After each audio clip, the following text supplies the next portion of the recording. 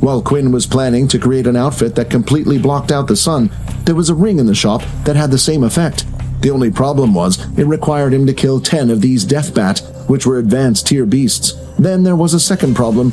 Beasts, especially on the higher tiers, were quite specific to what planet they lived on. This skill will allow the user to store items into its shadow storage.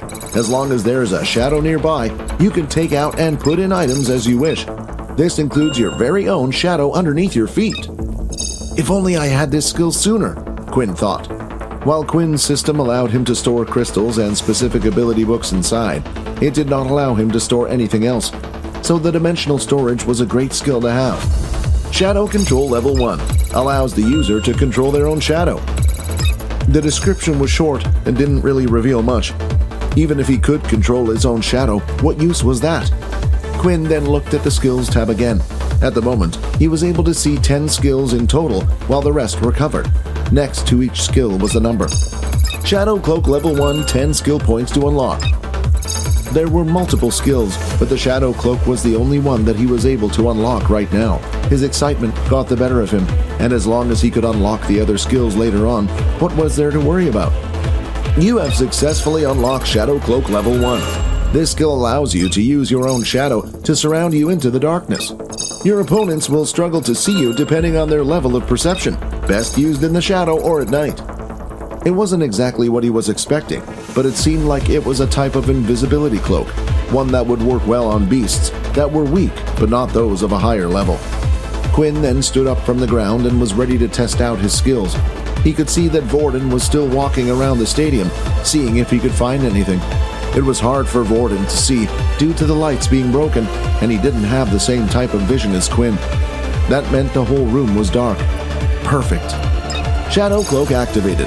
-1 MC for every 10 seconds of use. His own shadow below started to lift up from the ground and slowly crept up his body, from his toes to his knees, all the way to the top strands of hair on his head. As Quinn walked around the arena, he could see that his MC stat was like a bar. While using the skill, it was slowly going down. Vorden immediately jumped back and attracted a chair into his hand. Vorden went to repel the chair, throwing it in Quinn's direction. "Hey, wait, it's just me," Quinn said, as he deactivated his skill and could be seen ducked down. "What the hell, Quinn? You almost gave me a heart attack. Do you not remember just seconds ago I was fighting to the death against you?" Vorden complained. "I've been on high alert since." "Sorry," Quinn said, as he let out a little nervous laugh. "But man, you already know how to use the shadow ability already? And that seemed like a skill?"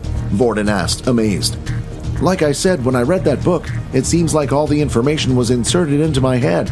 All I have to do is think about it, and I can do it." Vorden then walked over towards Quinn and took out his hand. "Do you mind this time?" Vorden asked. "Sure, go ahead." "An ability has been detected. Ability has been blocked." "What's the meaning of this?" Quinn asked inside his head to the AI system. "The system will try its best to do whatever it can to help the user. It will tell you when abilities are being used on you and all sorts. Can I temporarily cancel the feature?" Want to watch more episodes of my vampire system? Follow Pocket FM Fantasy Chronicles. You can watch the next episode here in the playlist.